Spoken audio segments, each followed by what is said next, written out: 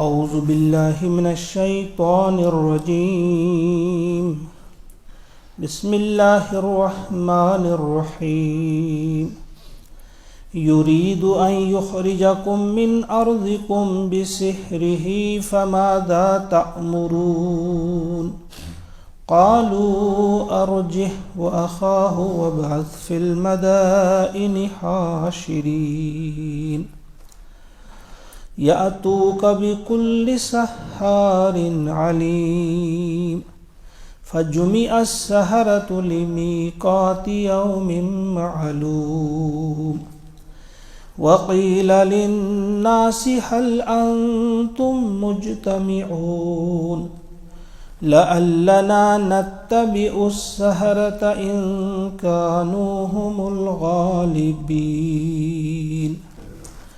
آمنت بالله صدق الله العظيم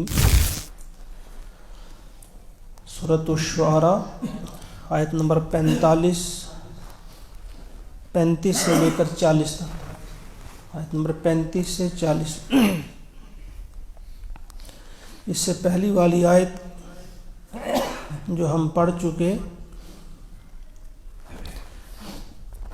کہ فرعون موسیٰ سے جو بات چیت ہو رہی ہے، گفتگو ہو رہی ہے،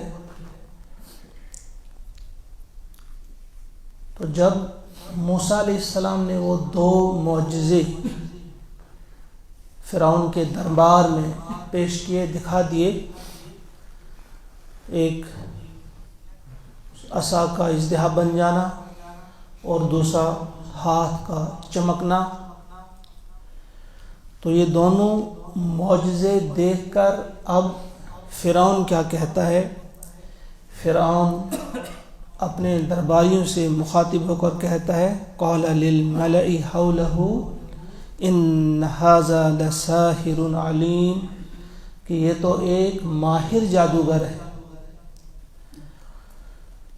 دوسری بات کیا کہتا ہے وہ آج ہم پڑھنے جا رہے ہیں. یرید، یہ چاہتا ہے، اس کا ارادہ ہے، ان یخرجکم، کہ یہ تمہیں نکال دے، من ارضکم، تمہاری زمین سے. اس کا ارادہ یہ ہے، یہ چاہتا ہے کہ تمہیں تمہاری سرزمین سے نکال دے، بسحرہ، اپنے سحر، اپنے جادو کے زور سے. فماذا تأمرون، تو تمہارا کیا مشورہ ہے؟ امر یعنی حکم کو کہتے ہیں، لیکن اس کے معنی مشورے کے بھی آتے ہیں. تم کیا حکم دیتے ہو؟ نہیں، بلکہ تم کیا مشورہ دیتے ہو. ابھی اس آیت کریمہ پہ آپ غور کریں. ابھی چند لمحے پہلے وہی فرعون موسیٰ سے کہہ رہا ہے، جب موسیٰ نے کہا کہ ہم 2 رسول ہیں، موسیٰ و ہارون، دوسری بات کی بنی اسرائیل کو ہمارے ساتھ بھیج دو. یہ 2 باتیں سن کر فرعون اس کا مذاق اڑا رہا تھا اور کہہ رہا تھا کہ دوسرے لفظوں میں چھوٹا منہ بڑی بات جس کو ہم کہتے ہیں، کہ اتنا کمزور انسان اتنی بڑی بات کہہ رہا ہے. اور اس نے اسے پاگل قرار دیا تھا، نعوذ باللہ. کہا تھا یہ تو مجنون ہے، یہ ایسی ناممکن بات کہہ دیتا ہے کہ یہ تو مجنون ہی لگتا ہے. لیکن 2 معجزے دیکھ کر فوراً اس کی حالت کس قدر بدل جاتی ہے، اس کے اندر ڈر اور خوف کس قدر سرایت کر جاتا ہے کہ فوراً اب یہ کیا کہتا ہے؟ ابھی کہتا ہے کہ یہ تو پہلے کہا، ایک سیاسی داؤ کھیلا کہ یہ تو ساحر ہے، گویا منہ میں بات ڈالنا جسے کہتے ہیں کہ تم سمجھو، تم جان لو کہ یہ ایک ساحر ہے، اپنے سحر کے زور سے، جادو کے زور سے تمہیں نکالنا چاہتا ہے. گویا یہ کمزور انسان جسے ابھی میں سمجھ رہا تھا، اب یہ کہہ رہا ہے کہ یہ اتنا طاقتور ہے کہ اتنے بڑے بادشاہ کے سامنے اس کا بول یہ بتا رہا ہے کہ یہ تمہیں اس سرزمین سے باہر کر رہا ہے. یہاں کچھ باتیں غور کرنے کی ہیں. یعنی فرعون جان گیا تھا، پہچان گیا تھا کہ واقعی پیغمبر ہی ہو سکتا ہے، کیونکہ اس کے ملک میں بہت سارے جادوگر ہیں، اور وہ جانتا تھا جادو کے زور سے کیا ہو سکتا ہے، بس کوئی تماشا دکھایا جا سکتا ہے، کچھ تھوڑا سا کمایا جا سکتا ہے، کچھ ڈگڈگی بجا کر، کچھ جادو کا کچھ تھوڑا بہت کھیل دکھا کر پیٹ اپنا کوئی پال سکتا ہے۔ کسی ملک کو فتح کرنا تو دور کی بات ہے، کسی چھوٹے سے گاؤں کو بھی فتح نہیں کیا جا سکتا، بلکہ کسی معمولی پولیس کے انسپکٹر کو بھی کوئی نقصان نہیں پہنچا سکتا۔ تو یہ فرعون خود بتا رہا ہے کہ یہ تمہیں نکالنا چاہتا ہے، گویا یہ پہچان گیا تھا، لیکن اب یہ سوچ رہا تھا کہ اب کون سا داؤ کھیلیں گے، کس انداز سے لوگوں کو ہم موٹیویٹ کرنے کی کوشش کریں گے، کہیں گے یہ ساحر ہے، یہ جادوگر ہے۔ اب بتاؤ تم مشورہ کیا دیتے ہو؟ گویا ابھی یہ کہہ رہا تھا کہ میں تمہارا الہ ہوں، اور اب یہی الہ صاحب مشورہ تلاش کر رہے ہیں، اب ان کے مشورے کے محتاج ہیں۔ ابھی اپنے آپ کو بتا رہے تھے میں خدا ہوں، تمہارا رب اعلیٰ ہوں، اور ابھی بتا رہا ہے کہ اب مشورہ دو مجھے۔ یہ ہے یہ جو اللہ تبارک و تعالیٰ کی آیات ہوتی ہیں، اللہ کے دیے ہوئے معجزے جو ہوتے ہیں، ان میں یہ تاثیر اور یہ طاقت ہوتی ہے، اور یہ بہت بڑا، ان معجزوں سے بھی بہت بڑا معجزہ ہمارے ہاتھ میں ہے، لیکن ہمیں خود بھی اس کی طاقت کا کوئی اندازہ نہیں، اور خود بھی وہ احساس یا اس قسم کا یقین ہمارے دل میں بھی نہیں کہ ان معجزوں سے یہ بہت بڑا معجزہ تھا اور ہے، لیکن ہم نے اس کی قدر نہیں کی۔ اللہ تعالیٰ توفیق عطا فرمائے امت مسلمہ کو خصوصاً کہ اس معجزے کی وہ قدر کریں، جانیں کہ یہ معجزہ کیا ہے۔ اب کیا دیتے ہیں مشورہ دربار والے، اس کے درباری؟ قالو، انہوں نے کہا ارجہ، اسے مہلت دو، و اخاہ، اور اس کے بھائی کو، یعنی تھوڑی دیر ان کا مسئلہ تم التوا میں ڈال دو، تھوڑی دیر انتظار کرو، کچھ مہلت دو انہیں، اور اس اثنا میں کیا کرو؟ وَبْعَثْ، اور بھیج دو تم، فی المدائن، شہروں میں، حاشرین، نقیب، ہرکارے۔ اب فوری طور کوئی فیصلہ مت لو، فوراً کوئی فیصلہ مت لو، بلکہ تھوڑی دیر مہلت دو، کچھ عرصہ تک ان کو مہلت دو۔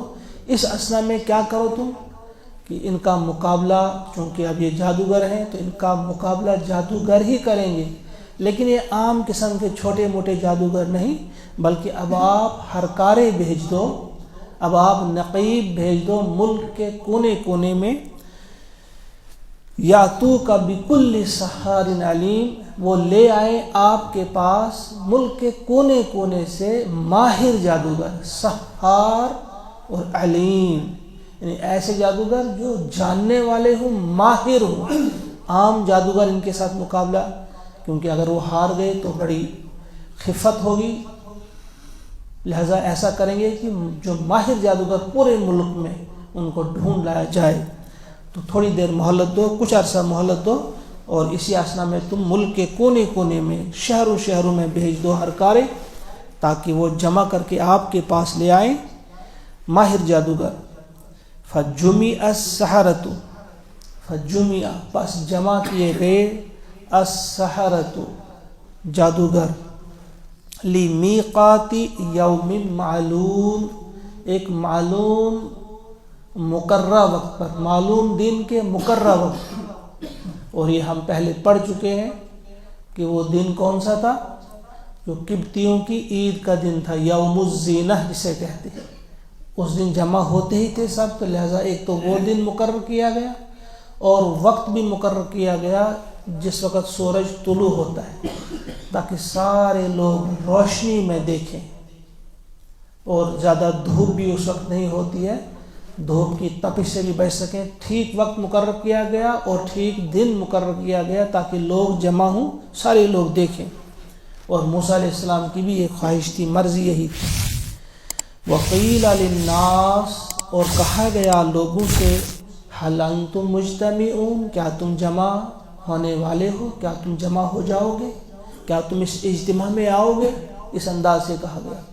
وہ یہاں سے بات نکلتی ہے صرف اعلان پر ہی اکتفا نہیں کیا گیا، بلکہ فرداً ایک فرد تک بات پہنچائی گئی کہ کیا آپ چلنے والے ہیں، چلیں گے، ذرا دیکھیں گے، کیونکہ یہ بات عام ہو گئی تھی کہ فرعون کے دربار میں موسیٰ علیہ السلام نے ایسا کچھ معجزہ دکھایا ہے کہ سانپ کا اژدہا بن جانا اور پھر ساری سانپوں کو کھا جانا، جو لاٹھیاں سانپ بنی تھی، تو اور پھر چمکتا ہوا ہاتھ، یہ عام ہوا تھا، تو لوگ پہلے سے تیار تھے کہ ہم دیکھیں گے، کوئی خاص مسئلہ ہے۔ تو کہا جاتا ہے کیا تم جمع ہونے والے ہو، لعلنا، شاید کہ ہم نتبع، ہم اتباع کریں، السحرۃ، جادوگروں کا، ان کانوا هم الغالبین، اگر وہی غالب آ گئے۔ یعنی یہ عام بات کی جانے لگی کہ اگر یہ غالب آ گئے، جن دو یہ رسول جو تھے جنہیں وہ جادوگر کہہ رہے تھے، کہ اگر یہ غالب آ گئے تو ہماری شکست ہوگی، پھر تو تم گئے، پھر تو انہی کا راج تاج ہوگا، پھر تو ہمیں ملک چھوڑنا پڑے گا، پھر ہم مغلوب آ گئے۔ لہذا اگر ماننا ہی ہے تو اپنے جادوگروں کا مانیں گے، لہذا بہتر ہے کہ ماہر جادوگر لائے جائیں، اور وہ جب کامیاب ہوں گے تو انہی کی حکومت ہم تسلیم کریں گے، جو کرنی ہی ہے تو انہی کی کریں گے، ان کی کیوں کریں گے۔ یہ الفاظ اس کو کہے گئے، اور کچھ مفسرین کہتے ہیں السحرۃ سے مراد جو ہے موسیٰ اور ہارون، گویا یہ کہا گیا کہ اگر یہی غالب آ گئے تو انہی کی ہم بات مانیں گے، لیکن اکثر نے کہا کہ نہیں، ان سے مراد جو ہے وہ مصر کے وہ جادوگر ہیں جن کو فرعون جمع کر رہا تھا، کہ اگر وہ بھی غالب رہے تو انہی کی بات مانیں گے ہم۔ تو یہ ایک مقابلہ ہو رہا ہے، ہم پہلے پڑھ بھی چکے ہیں، انشاءاللہ آگے ہم کل اس کو جاری رکھیں گے۔ آج کے درس میں جو خاص بات ہم یاد رکھیں گے وہ یہی رکھیں گے کہ فرعون جیسا طاقتور بادشاہ ان دو معجزوں کو دیکھ کر کس قدر متاثر ہوا اور خوف زدہ ہوا۔ وہ معجزے صرف موسیٰ کے ہاتھ میں معجزے تھے، اس کے بعد آج بھی آپ کو عصا ملے گا، اس کا وہ اثر نہیں ہوگا، لیکن یہ معجزہ جو آخری نبی محمد عربی صلی اللہ علیہ وسلم کو عطا کیا گیا قرآن مقدس کی صورت میں، یہ وہی کلام اسی انداز کا اسی طرح زندہ ہے جس وقت تب تھا اور آج بھی ہے۔ اللہ تعالیٰ سے دعا ہے کہ وہ ہم سب کو عقل سلیم عطا فرمائے اور اس کی قدر کرنے کی ہم سب کو توفیق عطا فرمائے۔ ربنا تقبل منا انک انت السمیع العلیم، وصلی اللہ وسلم علی سیدنا و مولانا محمد وآلہ وصحبہ اجمعین برحمتک یا ارحم الراحمین۔ السلام علیکم ورحمۃ اللہ۔